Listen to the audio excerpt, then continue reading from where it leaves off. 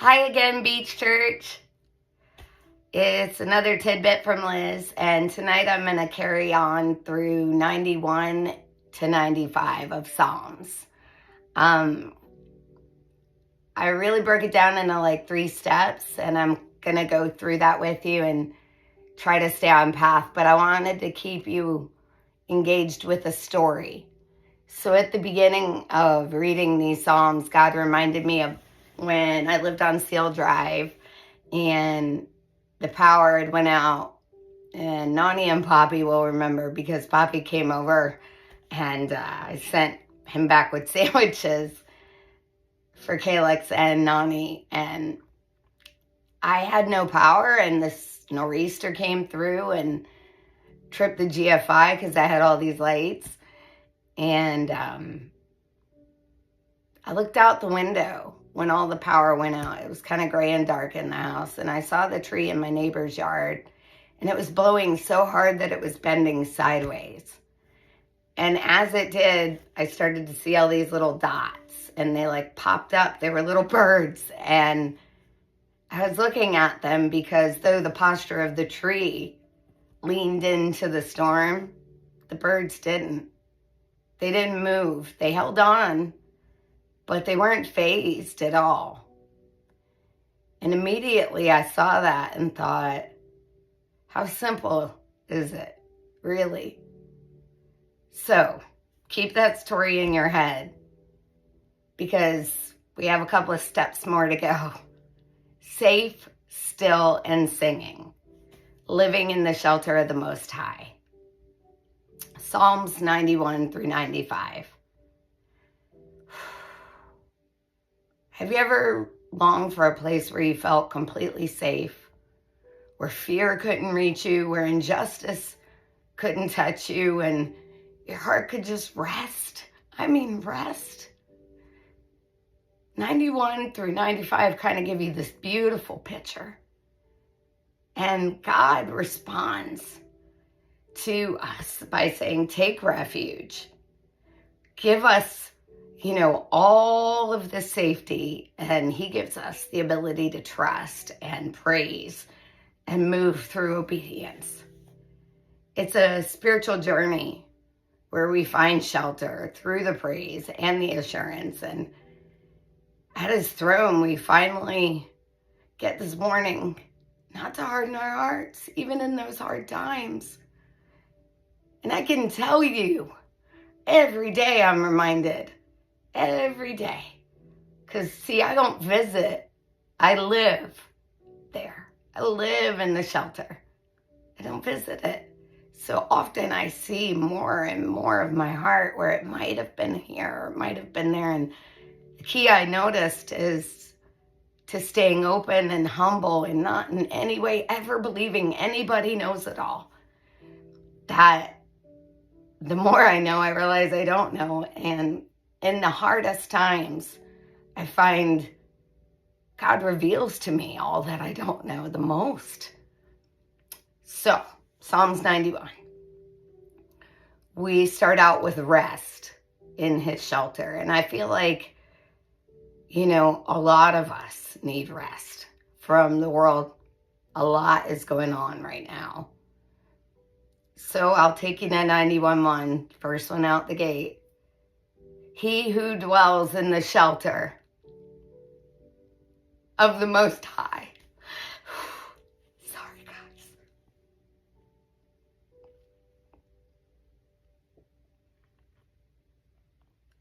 Will abide in the shadow of the Almighty. And the key to that is the shadow, because he goes before you.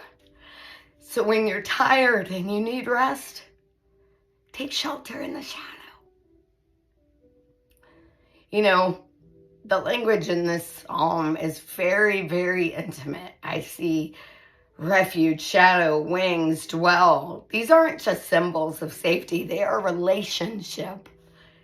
And I get choked up because whether it's the mountaintop at the apex or the valley below, there has always been shelter if we want it. A hiding place. You know, he's not just our distant observing God. He's our shield. He's our fortress. He's our hiding place. So, you know, here's an illustration. Imagine like a child, right, running from a thunderstorm like me, looking at those birds. Where do they run to? Their parents' bedroom, into their parents' arms. Is the storm still going on outside? Yeah. But the child is safe. Why? Not because the storm stopped, but because of who they are with, that they feel safe. That's what the Psalm 91 teaches. It's not about the world and how it will stop. He never, ever promised us a storm-free life, but he did promise us a storm-proof relationship. And that is the gift of Psalms 91. Where do you guys run when you're the most afraid? You know, I see sometimes I run to my phone or my friends or distraction. I don't always run to the Most High. It's sometimes after the fact. I was telling the girls in Bible study that, you know, I pray for this person, I pray for this person, I pray for this person. And then God said, do I make that list? And I was so convicted because he was talking about, I'm praying for all these other people, but, you know, methodically before I practice. And then I needed to sit with him for me and take shelter. And it was a gift. It was such a gift. Because any anxiety I had, gone. So, then I'm going to jump from that to Psalm 92 to 94. I'm going to cover them. We respond with praise. It's good to give thanks to the Lord and sing praises to your name, O Most High. Psalms 92:1. 92 reminds us that praise isn't a Sunday morning activity. It's good for our souls. It changes our perspective. But 94 reminds us that the world isn't perfect. It's evil in every way, and it exists out there, and injustice cries out all the time. And yet, the psalmist declares, when the cares of my heart are many, your consolations cheer my soul. Psalms 94:19. So I thought of this. I thought of worship as like fine-tuning an instrument. When life knocks us out of tune, fear, anger, or discouragement, we get overwhelmed. But, you know, praise, it like retunes us in our hearts to God and God's truth. If we think of it like that, you know, are we a little sharp? Are we a little flat?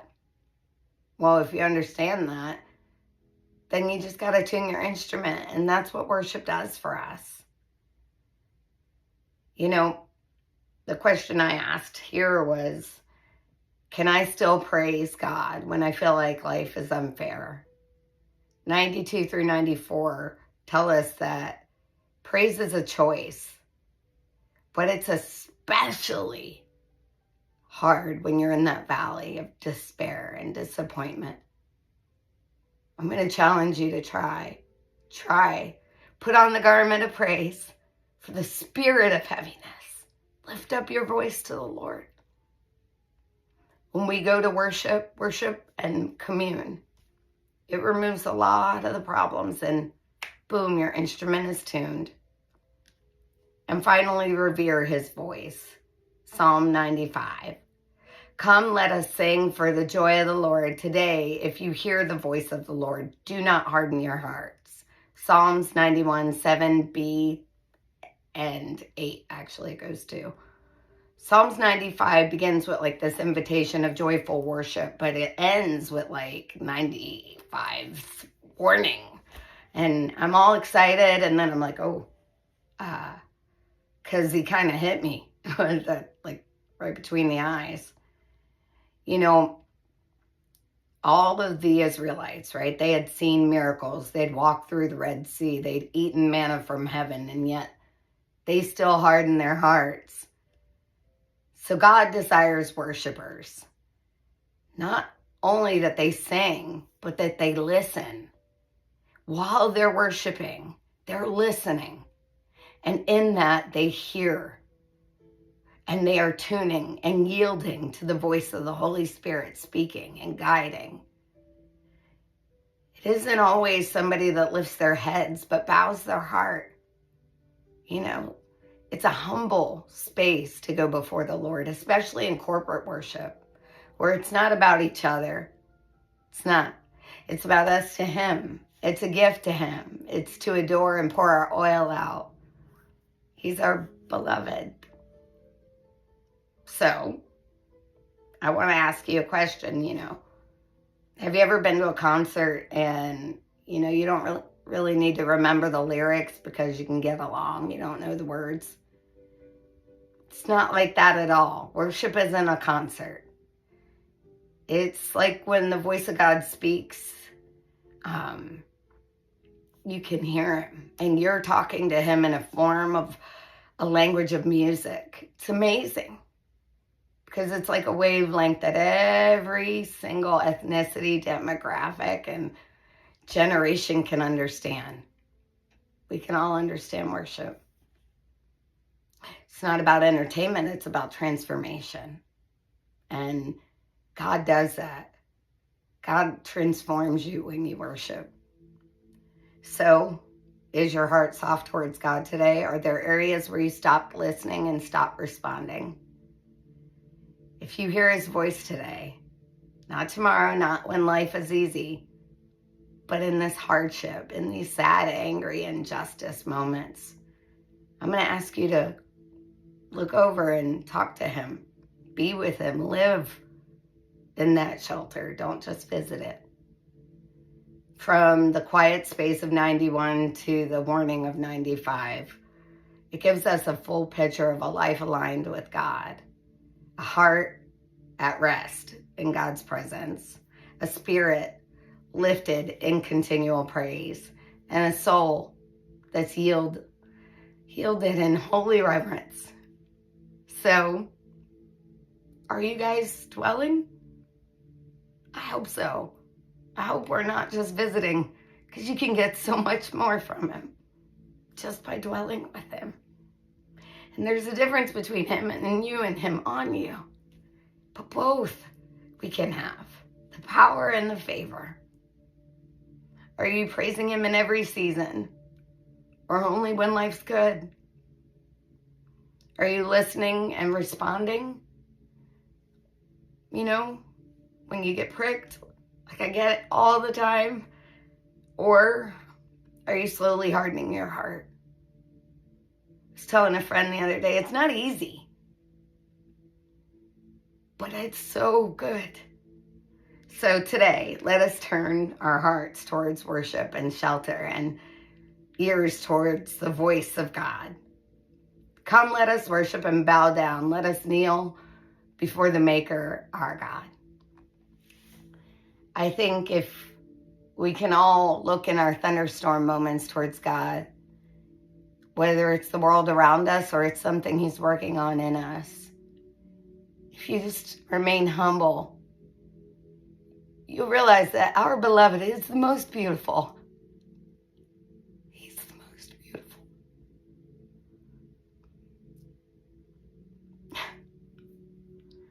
It's so hard to talk about Him and not cry.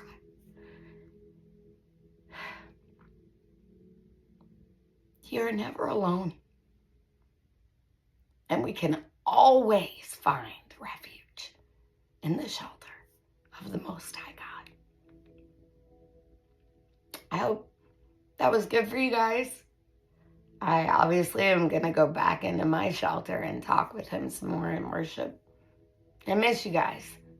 Happy 4th of July.